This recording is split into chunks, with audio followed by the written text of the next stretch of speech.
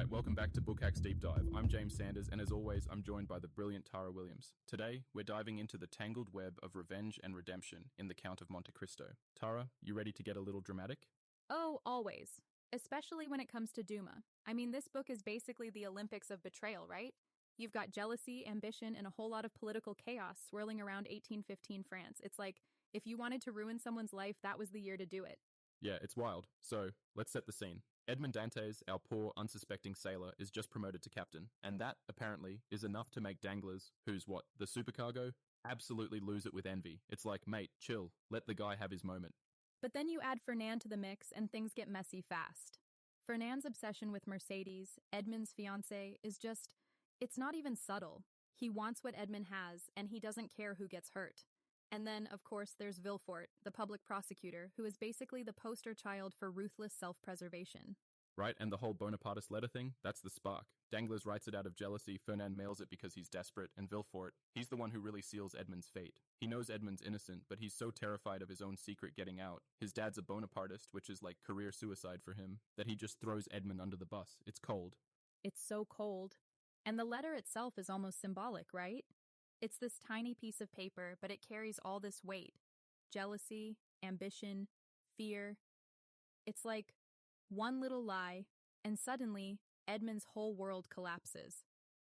Okay, this is a bit of a tangent, but I remember when I moved to a new school in, I think it was Virginia. I always mix up the states. Anyway, I was the new kid, and there were all these cliques. I trusted the wrong person, and suddenly, I was on the outside. Not prison-level betrayal, obviously, but that feeling of isolation, it sticks with you. Edmond's sense of loss and not knowing who to trust, it's so real.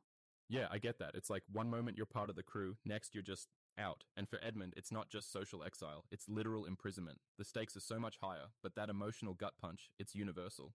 Alright, so betrayal sets the stage, but what happens next is where things get really interesting. So, Edmond gets thrown into Chateau d'If, which is basically Despair Central. 4 years in, he's ready to give up, like, actually starve himself. But then, plot twist, he meets Abbé Faria, the so-called Mad Abbé, and this is where everything changes. Faria is such a game changer. He's not just another prisoner. He's like the ultimate mentor. He teaches Edmond everything. Languages, science, history, even how to think strategically.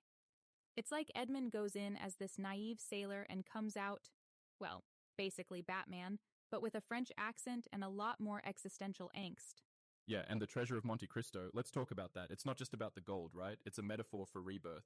Faria gives Edmond the knowledge, and the treasure gives him the means. It's like the old Edmond dies in that prison, and the Count of Monte Cristo is born. I actually had a moment like that, well, not with a hidden treasure, unfortunately, but during a summer internship in San Francisco, I got paired with this mentor who, honestly, I thought was just going to be a grumpy old coder. But he ended up teaching me so much about like how to navigate office politics, how to pitch ideas, all that. It changed how I saw myself. I mean, I didn't come out with a fortune, but I did get a killer cold brew recipe and a new sense of confidence. I love that. And it's so true. Sometimes the right mentor at the right time can completely change your trajectory. For Edmond, Faria is that person. And when Edmond finally escapes, using Faria's body, which is both genius and a little bit morbid, it's like he's shedding his old skin. He's not just surviving, he's transforming. The treasure is just the icing on the cake. Exactly. And when he reemerges as the Count, he's got this almost supernatural aura. He's wealthy, mysterious, connected. He's got all these new tools, but also this burning sense of purpose. It's not just about payback, it's about becoming something more. And that's where the story really kicks into high gear. So now we get to the big question. Is Edmond's revenge actually justice? Or is it just vengeance dressed up in a fancy cape? The way he brings down Fernand, Danglars, and Vilfort? It's so precise, almost surgical. But the psychological toll is huge, not just for them, but for Edmond too. Yeah, and the way he mirrors their original sins is kind of chilling. Like Fernand gets exposed in public, loses everything, and can't handle the shame. Danglars is ruined financially, forced to give up every last franc just to survive. Vilfort, his whole life unravels, and he's left with nothing but madness. It's poetic, but also brutal, and you have to wonder, does Edmond ever cross the line? I think he does at times. But what's fascinating is that he's not just a one-note avenger. There are moments of real mercy, like when he saves the Morel family from ruin. That's not about revenge, It's about gratitude and restoring balance. It shows that Edmond's idea of justice isn't just about punishment. He's also capable of compassion.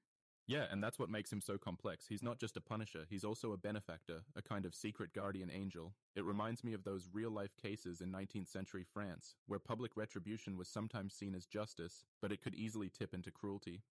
Edmond walks that line, and sometimes he stumbles, but he also finds a way back to mercy, which is, I think, what saves him in the end.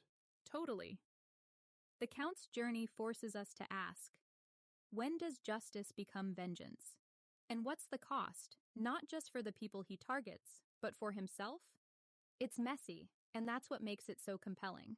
I mean, I still can't decide if I'd want to be friends with him or just, admire him from a safe distance. Yeah, maybe just send him a thank you card and keep your secrets to yourself. Alright, that's all for today's deep dive into Monte Cristo. If you've got thoughts, questions, or your own favorite moments from the novel, let us know. We love hearing from you. Tara, always a pleasure. Always, James, and thanks to everyone for joining us. We'll be back soon with another literary adventure, so don't forget to subscribe. Until next time, keep reading, keep questioning, and maybe keep your enemies closer, just in case. Catch you next time on BookHack's Deep Dive. Bye for now.